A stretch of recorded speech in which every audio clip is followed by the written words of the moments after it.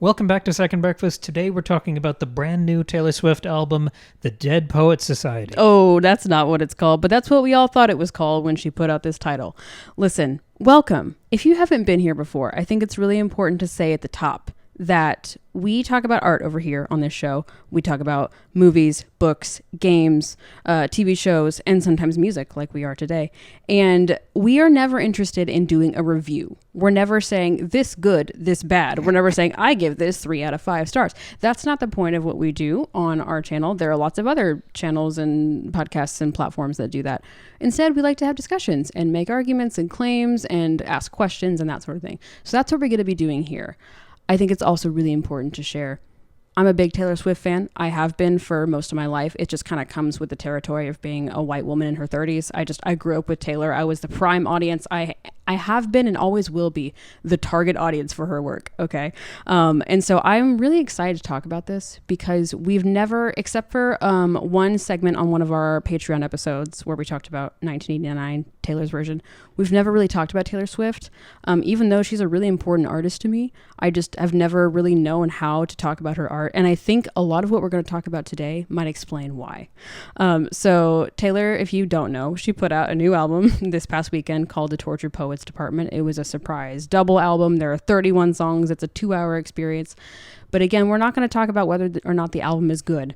And we're also not going to talk about whether or not Taylor is a good person, or should she have put this album out, or am I Team Joe or Team Travis, or most importantly, who or what this album is about. I'm not going to make an argument about, is this album about Joe? Is this album about Maddie? Which song is about who? That's not what we're going to do, because I've realized I hate that. We're going to talk about people talking about that. Yes. This is more of a conceptual episode than it is an analysis of the album. Yes, I'm going to talk about a couple of her songs, like because they provide good examples for some of the points I want to make, some of the things that we're going to talk about. But we're not doing like a breakdown of the album and all of that. It's really going to be a larger discussion. But it's exciting that this album has led us to these ideas, to this discussion. This whole idea really has grown out of my intense and growing frustration with the way that we culturally interpret Taylor Swift's work. As everybody knows, she is a massive artist and she has so much influence and has such a big online presence. Her fans have such an online presence. And I think that it has grown into this quite frightening monster. I think there's this obsession that with her work and that it always has to be about unpacking and decoding her work. And not just her songs, but I also mean like everything she does, her outfits, her social media posts, her accepted speeches, the covers of her albums, her facial expressions when she's performing on stage. Like there's just a deep, deep obsession with unpacking and decoding all of these things. And I don't mean like breaking it down in an analytical, artistic way. I mean trying to just like sort out what each thing might mean. And you know, she's become so influential and has been for so long, and she has real artistic vision. And people love to play with that and figure out her hidden messages. She does a lot of hidden messages and stuff. But then when you pair that with the media's absurd obsession with who she's dating, it creates this terrible storm. It's the media and the fans. Yes, exactly. It's both the media and the fans that combine to make this really horrible cloud over her work.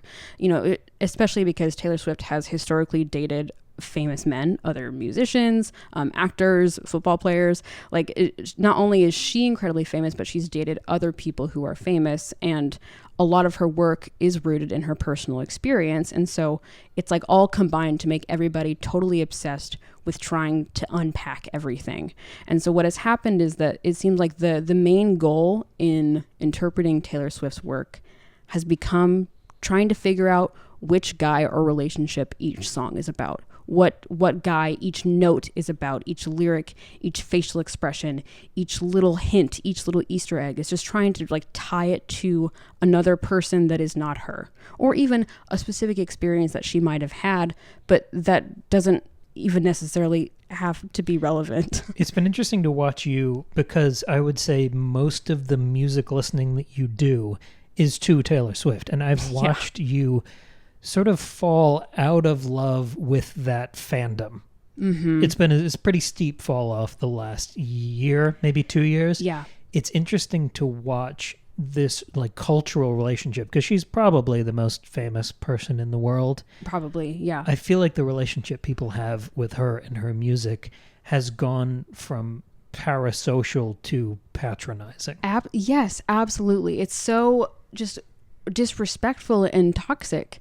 And just rude to her as an artist. Yes, exactly. That's what I wanted to say. I think it's incredibly reductive. Yes, and I'm not even saying that it's like mean to her as a person. I'm sure it is really affecting her as a person, but like I'm not talking about Taylor Swift the person. I'm talking about Taylor Swift the artist, and I feel like we have moved away from that so much. And because she's the most famous person in the world, which also means she's the most famous artist in the world, when there are prevailing attitudes towards her, those become general attitudes towards all artists. Yeah. Where then there's this like gas leak assumption that all artists are only making art that is a direct commentary on their dating history. Yes, exactly. It's incredibly condescending. I've seen so much so this album that came out is quite a departure from a lot of her other albums, as all of her recent albums are in the back half of her discography. Like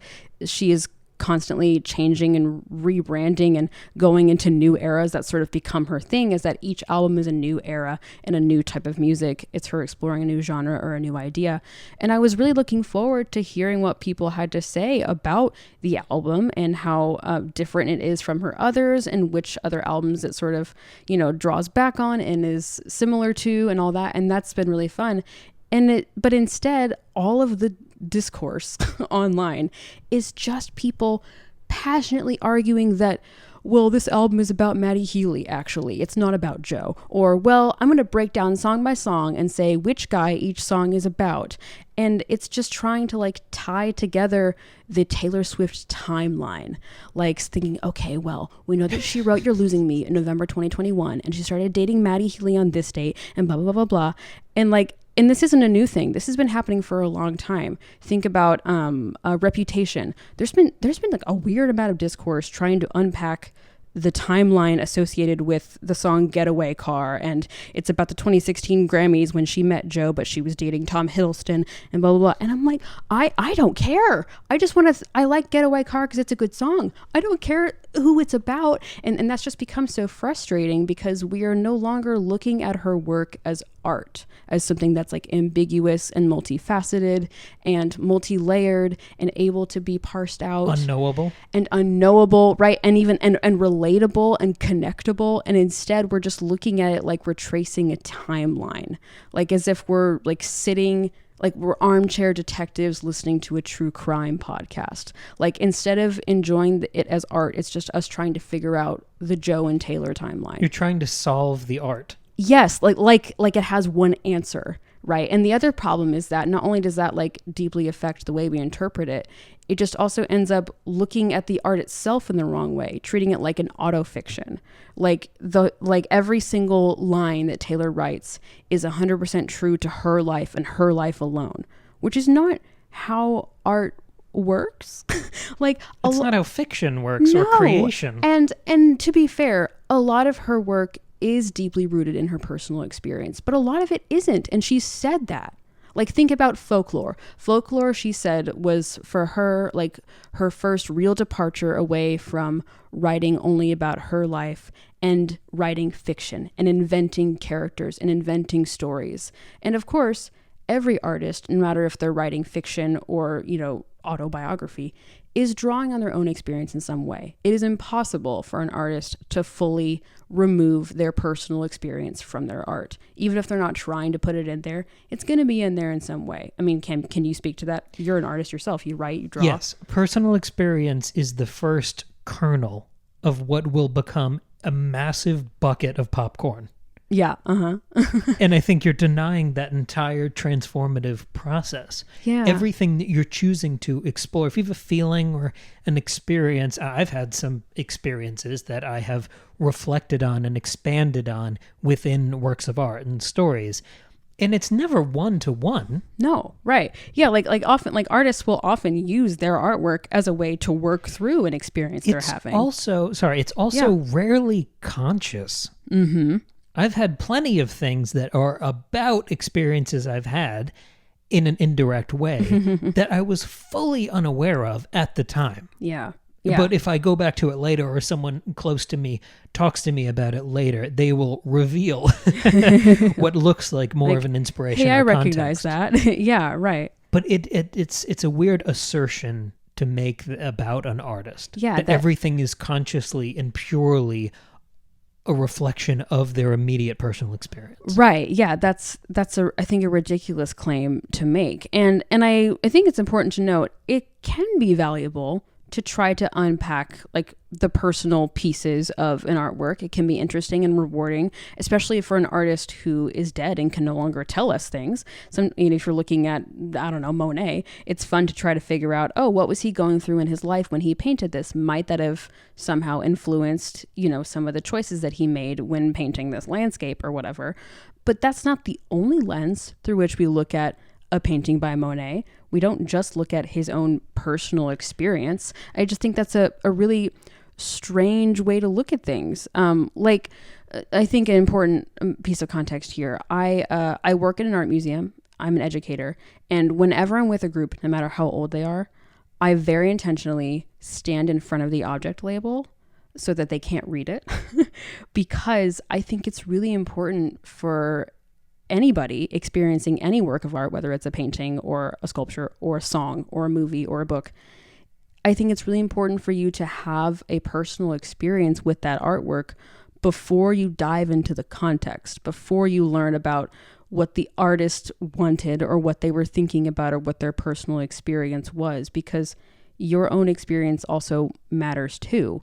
And I think that's Taylor Swift is so good at describing and capturing feelings and experiences. And I think the way that we interpret her work now is sort of counter to that, and it makes me so sad. And it's interesting to connect her stuff like with her personal experiences. Like, for example, some of her songs really that are about specific relationships she's had or specific experiences she's had connect with one another, and that can be fun to sort of unpack. Like, for example, Out of the Woods, Question, and Is It Over Now are all about her relationship with Harry Styles. And two of those songs... She said that?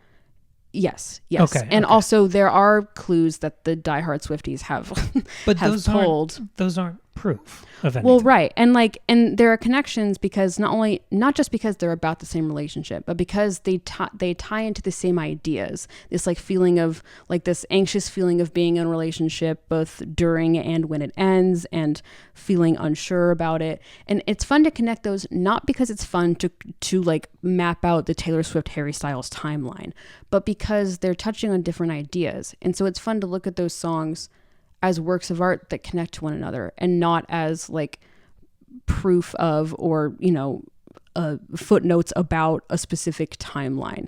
It's fun to look at those in the way they connect, and not as I'm trying to dig through the paparazzi archives to figure out the details of these two people's relationship, these two human beings' relationship. That's none of my business. It's fun to connect the songs in that way, and not to but not in the way of parsing out the timeline. And so again, when we just reduce it to that, it makes me really sad, because we are ignoring what she's doing really well in her work. And I think what she does really well is, again, capturing specific feelings or experiences in her songs. And I don't mean feelings and experiences that are specific to her. I mean feelings and experiences that are in a way universal. Her songs so well will capture things like heartbreak and sadness and regret, but also anger and self-loathing and joy and hope and the feeling of being in love, and specific experiences like losing somebody, feeling unloved in a relationship, wanting to spend forever with somebody, regretting hurting a person you've loved. She touches on all of these experiences and feelings that feel simultaneously specific and universal. And she has always done that really well and continues to do that really well. And good artists do that really well. Like, it's not just her. All good artists do that really well. That's the job. Right. And so when we ignore that, it makes it really hard to connect with the artwork, and it sort of like discounts that amazing thing that she's doing. I have really found that, like you talked earlier about how I've sort of started to break away from the fandom and find deep frustration in the Taylor Swift fandom community, because I really found that the enjoyment and fulfillment that I experience when listening to her music really diminishes when I get caught up in the "who is this song about?" question. Like, a good example, one of my favorite songs ever of hers is Tolerate It from Evermore. Evermore came out in 2020, if you don't know the Taylor Swift timeline. And at the time, she was... only she experienced that year. Yeah. That's only her timeline. Yeah. It came out in 2020. And at the time, she was... like kind of like right in the middle of her relationship with Joe Alwyn. They've been dating for several years. They were like, this is like the happy years for them. And he was like pretty involved in a lot of the writing, a lot of her music making at the time. He has some writing credits on Folklore and Evermore and all this stuff. The song is about feeling deeply, deeply unloved and underappreciated in a relationship. It's about a really unbalanced relationship where one person is really clinging desperately and trying to make it work and putting in all of this effort and loving this person so much, and the other person can barely tolerate them. And it's like so sad. And I love that song. But the second I started to think, but wait a second, she was dating Joe at the time. Does that mean that Joe didn't make her feel loved? Or does that mean that she couldn't get over a past relationship when she was dating Joe? How did Joe feel about it when she wrote this? I was like, who cares? This totally like starts to undo the power of that song. And instead I'm just thinking about how it relates to Joe. And that makes no sense to me. I think that's stupid. And then it makes you start to question like the validity of the songs that she wrote about Joe on Lover. Lover was her 2019 album that is largely about Joe and about how much she loves him. Has she said that? Yes. Okay. And like it's very much about... I don't follow this as close. Yeah, sure. I know too much, Cam. I know way too much. Stuff that I don't want to know. But most of the things people say they know about this is projection. Sure. Based on timeline and presumption. Well, right. Like there's this the thing that drives me up a wall is the certainty of this tabloid perspective. Yeah. That is really awful. It just like deciding that that's what it's about. Oh, well, I must know, because it's sort of arrogant, but it's also just like about a person that you don't know like, personally. Is this album about Joe? The problem is not just that that's the first question you're asking. It's the last question you're asking. Right. Like, okay, analyzing that's it. A work of like, art. I'm done. I understand it now. I've solved the art. Yeah. The thing that really gets me about the way people look at Lover now, people love... That's my favorite of hers. A lot of people love that album, especially the song Lover. That is one of my favorite songs of all time. It's a lot of people's favorite songs. What I've seen online, Cam, is many people who use that song as their first dance song at their wedding. Okay. It's a perfect first dance song. It's a good rhythm. It's got sweet lyrics. It's delightfully universal. And it's so good. It captures like the mundanity, but also deep power and deep, just deeply intense experience of being in love with somebody. And so many people are saying, well, like, I feel bad for all the girls who use that in their wedding because now that song is ruined. Like, as if the fact that Taylor Swift is not dating Joe Alwyn anymore means that the feelings in that song are no longer true. Like, that song is ruined for them, or the album is ruined for them. Like, as if it doesn't count for some reason. And I think that's so stupid. That's so awful. And I've even found myself having some of those thoughts, being like, oh man, that means that the love that she was writing about in Lover wasn't real. Like, what? No, of course it was. And it was for her at the time, and it still can be for me, because I don't love that song because it's about her and Joe. I love that song because it's about being in love and how profound that feels. And I love that. It's funny to chase down the implications of these ideas, because that would then suggest that if artists are invariably influenced by their personal experience, then every love story ever created in the world of fiction is then only as good as that artist's marriage. Yes. Or relationship. Yes. And so then if like we like apply this this responsibility onto this person, and that she has to maintain this relationship. Otherwise, her album about love is no longer good. But I reject that premise as well. Of course. Because I think part of being creative is creating. It is not just exactly dumping and reflecting your personal experience. It is imagining things beyond your own life and experience. Right. Someone who's never been in love or never been married, you could write a beautiful love story having never met another person. Right. Yeah. Imagination means going beyond yourself. And Exactly. I think the rejection of that is the rejection of fiction. I totally agree. And so when you start to look at it in this way and like think that that lover no longer counts because Taylor and Joe broke up, or I want to know, is this song about this guy or is it about this guy? What happens is you not only stop enjoying the art, you are removing yourself from it, and you're no longer able to relate to it. Like if I'm only looking at it as, you know, how it connects to Joe Alwyn, how am I supposed to relate to a song about heartbreak if I'm just thinking about Joe, a man who I have never dated and will never date? This way of consuming art would be like walking through a museum and only reading the labels and not looking at any of the paintings. Exactly. It completely, it focuses solely on the context and completely removes any room for interpretation, imagination, projection, like connection. It removes all of that. It removes all the fun out of looking at and interpreting art. Exactly. It completely removes it. And I think that's a terrible way to look at art. And it's so frustrating that the biggest artist in the world has been reduced to that. And I think that's so unfair. And what really, really gets me is if we think about it in the context of this album especially, is that so much of the album seems to me, as she hasn't said this, I suppose, but seems to me to be exploring the idea of being a person going through something that's deeply painful and personal, while others look on and judge it and tear it apart and pick it apart. There are a couple songs I want to mention from this album. I'm just going to pick two, but these are by means not the only examples of this idea. A song that I immediately loved on this album, and I still love, especially for this reason, is 2 days later. Yeah, I know. I'm saying it like I've known it for years. I've listened to it probably like 6 times. We've listened to it a bunch. It's been on repeat. The song "But Daddy, I Love Him." Love that song. It feels like such a Taylor Swift song, and it's musically specifically, it sounds so Taylor Swift, but the lyrics are so funny and great. This song is really, I think, is posing her fans as an overbearing father who is judging her relationship choices and is like claiming to be wanting the best for her, but actually being this parasitic force that eats her alive and makes her feel like an insolent child who has to desperately fight for her right to make her own choices, regardless of what others think, even if they're bad choices.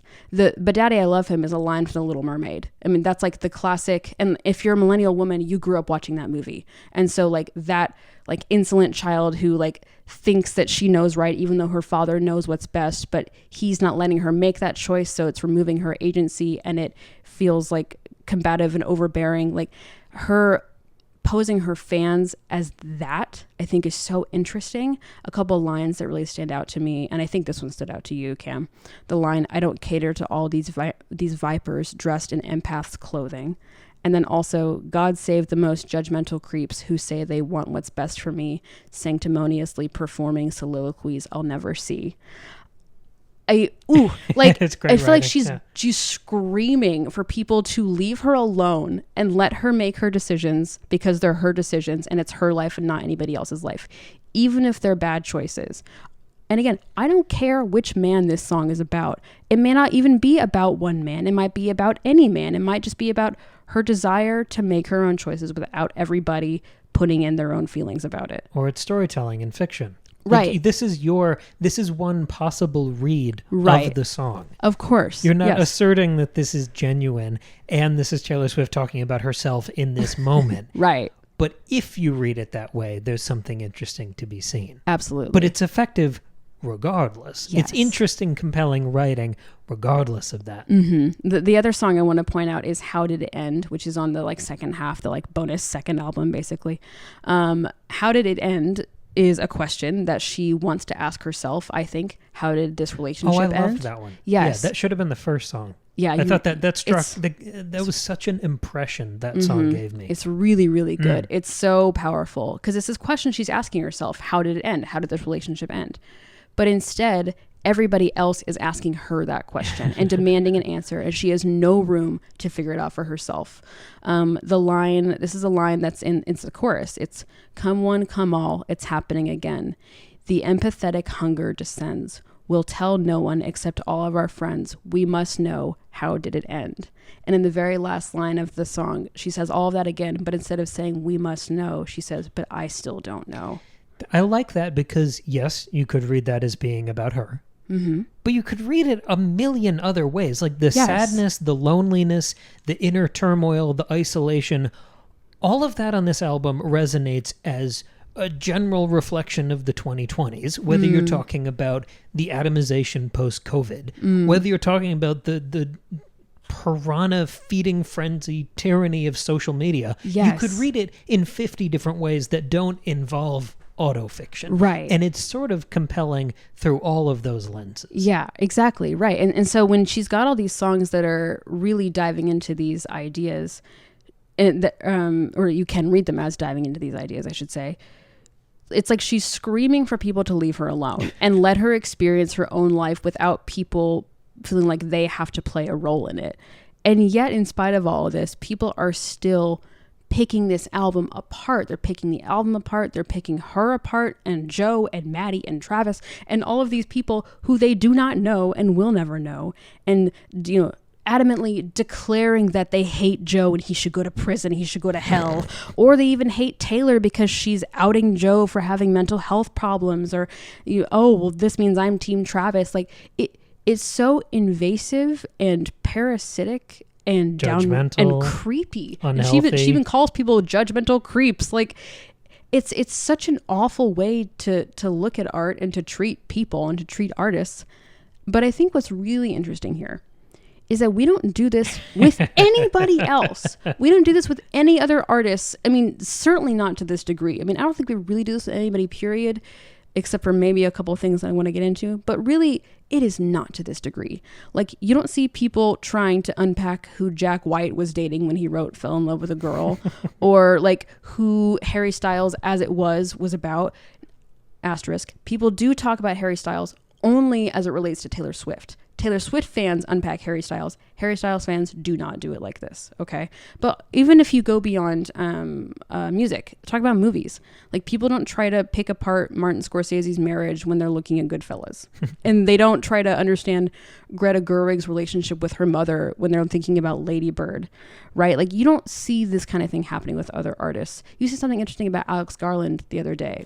Yeah, I've really enjoyed the interviews Alex Garland has been doing about Civil War, where he's had to like put up these guardrails of saying, I want the work of art to speak for itself. The ambiguities and the discomfort, the non-specificity of so much of that movie is the point, because it becomes this funhouse mirror.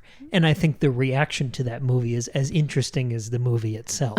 Right. But he's had to sort of put up these roadblocks where he's telling people this is not about me and my politics. Yes, right. And so this is like this way of interpreting things, of specifically tying it to a specific person in their own life and treating all works as autobiographical is, I think, a real problem in media literacy. And I think has begun with and is most strong and prevalent in Taylor Swift. It feels very specific to her. But you're right, like I'm starting to see it creeping into other artists, like the way we look at like Alex Garland, for example. If I want to do a more, direct example, think about Olivia Rodrigo, who is sort of like a Taylor Swift. We don't get her without Taylor Swift. Like, Taylor Swift music is a key, essential inspiration behind Olivia Rodrigo's work, along with lots of other things. Like, I don't mean to reduce it. A descendant. But she's part of that lineage. Yeah. Olivia Rodrigo's album Sour, her debut album, which was a huge album, hugely successful. Cam and I both love that album, by the way, like unironically love that album. It's a fantastic album about breakup, or about going through a breakup, especially like as a teenager. Like she really captures how it feels to go through a breakup when you're like 17 years old. Like she does that really, really well. And a lot of people I found online were trying to figure out who that album was about, who was involved in this breakup, trying to pick apart her dating history. By the way, picking apart her dating history when she was a child working at Disney Channel, like a child actor on Disney Channel, people trying to understand this child's, dating history. Gross and creepy. But even she has admitted that not every song on this album is like 100% rooted in truth. Imagine having to admit that. Oh my God. Yes, occasionally, I do confess, sometimes I am an artist. Right. Sometimes I work in the realm of fiction. I apologize. Yeah, like I remember reading an interview where she's talking about the song Deja Vu. The song Deja Vu is about like, if you haven't heard it, basically it's saying like, it's posing it as this relationship has ended and your ex-boyfriend is now dating a new girl, but doing all the stuff he did with you that he is now doing with her. And so it's sort of like, oh, it must be, it was all you did this with me first and now you're doing it with her, and that feels shitty. But she has said that song was more like her playing with an idea than anything else. She was like, oh, that's an interesting idea. Let's turn that into a song.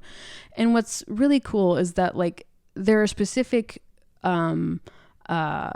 examples of like experiences in that song. There's like a thing about eating strawberry ice cream, listening to Billy Joel, that one could interpret as, oh, that's Olivia Rodrigo's specific experience. She dated a guy who she ate strawberry ice cream with in Malibu and listened to Billy Joel. And maybe she did, but that's irrelevant. Who cares? Because when I listen to that song, I don't think, oh, I relate to this song because I too have eaten strawberry ice cream. Right. I relate to the song because I think, man, it would really suck if a guy I dated started doing something with his new girlfriend that he used to do with me. Like, for example, Cam and I eat late night French fries. We love to do that. We love to go get French fries at midnight. It's a fun thing we do. Cam, if you divorced me and started dating a girl and doing that, I would feel pretty shitty. Like, that would be terrible. Breakfast. You don't need to fact check a work of art to have a response to it. Right. Exactly. So I like Deja Vu because she's doing this she's really well. She is expressing jealousy, hurt, and bitterness. Not because I'm interested in the same guy that Olivia Rodrigo dated. Like, that is not relevant. What's relevant is the way that she is describing a feeling. She's capturing a feeling so well. And that is what Taylor Swift does really, really well. Again, she really captures how it feels to be unwanted, how it feels to regret something you've done, how it feels to feel trapped in your own brain, or how it feels to miss your grandmother. Like, she writes about so many of these things, and all we do is reduce it to which guy is this song about. And I find that so disrespectful so and downright sexist. Yep. And just not a good way to look at art. There is a pattern here, isn't there, of us doing this to female artists? Yeah, there really is. Yeah, like a woman is sad, it must be about a relationship. It must be about a boy. And like, maybe it was, but that doesn't matter. The point is, does this song make you feel sad? Congratulations, you're connecting with a work of art. Like, that's what's really getting me. And so what I'm wanting here is not just to complain. I'm just begging people to dig deeper, to dig a little deeper and look at her work as art and not as like a specific statement about her personal life or even like a thing that she owes her fans. There's such a weird thing now where people are like entitled. They feel, yes, it's the entitlement, thinking that Taylor Swift owes people a certain thing or that she like should be giving us this one thing or another. Like, I've seen a lot of people complain that the album is not full of enough like upbeat bangers or like great big songs. Like, oh, it's just a bunch of sad songs. Well, yeah, she was feeling sad and she wanted to write something sad, so let her do it. Like, leave her alone. Imagine being challenged by a work of art. Right. And I also don't want us to look at her stuff like a puzzle that once we put it together, we're done with it and we figured it out and we can move on to the next thing. Because that's not the way we should interpret art. Art is the most valuable and rewarding when you can continue to interpret it and rethink it and appreciate it in different ways over and over again over decades. But what if it was content that you could solve and then discard? Oh my God, I hate that. Like, you have to approach art with a baseline humility, which means like recognizing that the artist's intent is not only unknowable, but largely irrelevant. It can be interesting. It can impact your interpretation. It can further enrich your interpretation. Like, oh, I was looking at this painting as being about a joy and hope, and oh, it turns out the artist was like going through a really tough time when they made this. Oh, that's really interesting. Maybe hope can exist, in the midst of deep sadness or whatever. Like, you can use the artist's intent or context or experience to inform your interpretation, but that cannot be the only way we look at it. Otherwise, we're never going to connect with anything ever again, unless we've had the exact same experience that the artist has had, which is impossible because that's not how human beings work. Yeah, and I think it's a slippery slope into when you started this episode with the disclaimer that it's not about whether or not Taylor Swift is a good person. I think then you spiral into that annoying, my God, artists have to be role models, and then you have to have only strict morality plays from perfectly ethical artists. Yeah, right. Like, well, we can only enjoy this. It reduces everything to VeggieTales. Yes, like we can only enjoy this work of art if the artist is a completely 100% good person, and every single song they write, movie they put out, thing they act in is expressing my exact beliefs in the exact right way.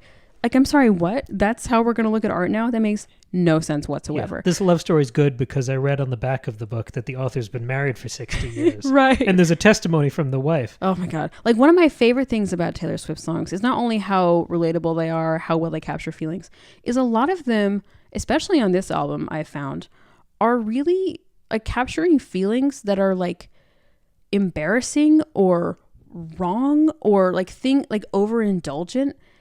Like it feels very bold, like a song that's about how mad this thing has made you, or you feeling really, really mean. That's not Taylor Swift saying we should all be this mean, or I'm allowed to be this mean, I'm entitled to, or I have an excuse for being this mean. It's really just her saying, or not even saying anything. It's her expressing a feeling that one might have briefly and then it goes away, a feeling that one might later feel embarrassed about but still had, a feeling that one has that's really intense that you then have to reel in because you're an adult and you have to like let go of like maybe an adolescent impulse, right? But she's still saying like this feeling is allowed to exist. Sometimes it's there, and let's talk about what that feels like. And it's not her making a statement about how one should be or is allowed to be, or like this is how you should think of me and therefore you should defend me from big bad boy Joe Alwyn. Like, none of that makes any sense. One of the things I find that people really seem to struggle to understand about the creative process is something you highlighted in that earlier paraphrase about Olivia Rodrigo. It's the idea of chasing down an idea and exploring something. It's working from pure imagination, which you could call exaggeration or inflation or any of that, when you're just seeing where the seedling grows and you're following it wherever it goes. I thought it was going to be a short story that was kind of a parable about anger and vengeance, and it turned into a 60,000 word novel about lobsters. That only happens if you let go and you follow the idea, and immediately that idea is not about whatever inspired it. It becomes its own thing. I had a conversation, and I know I've recounted this multiple times on the show before, but I had a conversation with someone one time about the creative process, and they genuinely didn't understand why an artist, or a writer specifically, would write a character who had ideas that the writer didn't share. That's crazy. And this is why I keep trying to dig down to the foundations, because I think it's a lot of those bedrock assumptions and understandings that are broken. Mm-hmm. Like when we talk about media literacy, we're talking about things like artist intent. Yeah. When you say it's unknowable, when you say that it's irrelevant, it's those baseline things we have to establish before we can get to, is this about X or Y? Yes, right. Because even if an artist outright said what their intent was, that doesn't mean that they're not necessarily fully encapsulating what they meant or what they intended. Also, sometimes artists are real cheeky and they'll tell you the exact opposite of what they wanted or meant. Or they're in a society where they're oppressed and they can't talk openly and confirm what something's... I mean, how many or times... maybe they didn't even like know what they thought they wanted, so they're just making something up because they need an artist statement. Or it's subconscious. That or happens how a lot. many times have we had to trot out that same quote from Tolkien, because we started as a Lord of the Rings podcast, Yeah. or him talking about how much he hates allegory. Yeah, saying right. that Lord of the Rings is not about a world war. Yeah. But even then, you could say that he was just trolling. Yeah. You could, like, Also, you can play it both sides right. there. And but also, you just even if can't be certain. Right. And it may not even matter, because even if he didn't intend for the Lord of the Rings to be about war, or even specifically World War II, I can still use the Lord of the Rings as a way to understand or think about or question war or World War II or any other historical military events, like global events. Like the context can become, and often should be, so irrelevant. And it's so strange to me that we're so obsessed with tying our, not even, I don't want to say interpretation, because it's no longer interpretation, just tying our thoughts about a work of art to that very specific one element that should not be the most important, if even important at all. It's really frustrating. You're looking to art for objective truth about an artist. Yeah. Instead of your subjective reaction to the art. Right. And what's even more interesting is when you allow for like that open interpretation, it means that you can enjoy something even if it is not about an experience that you've had.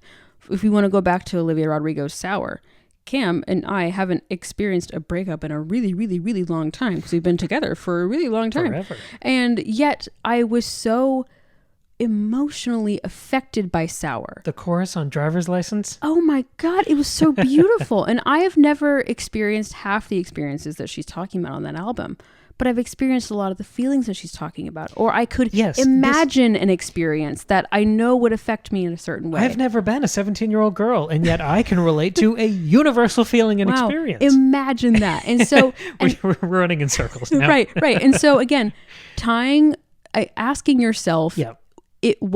Which man the Tortured Poets department is about does not help you understand the art. It doesn't help you understand Taylor Swift as a person, and it doesn't help you enjoy the art or understand yourself. None of it makes any sense. It keeps you from doing a lot of those things. Exactly. It just holds you back and limits your experience and enjoyment. And it's so strange to me. And I don't even see this online. People I've talked to in my own life have said, what do you think of this album? Yeah. And the response has just been, oh, I think it's about Maddie Healy. I'm like, that's not the question I asked you. I didn't ask what random celebrity is this album maybe about.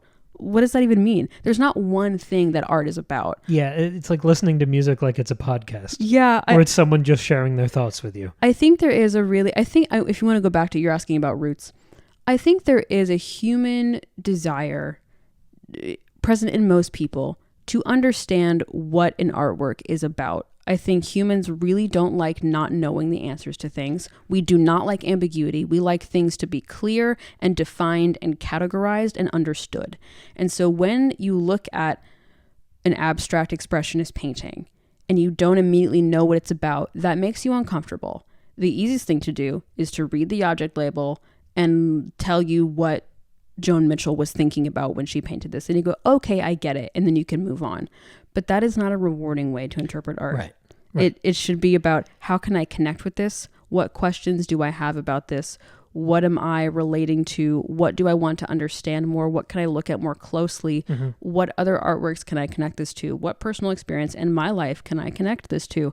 And being okay with knowing that there is not a one answer. There's not one thing that the art is about. Yeah, there's a hatred of discomfort. Mm-hmm. Like the people who thought Civil War was a bad movie because the movie didn't explain why Texas and California are on the same side.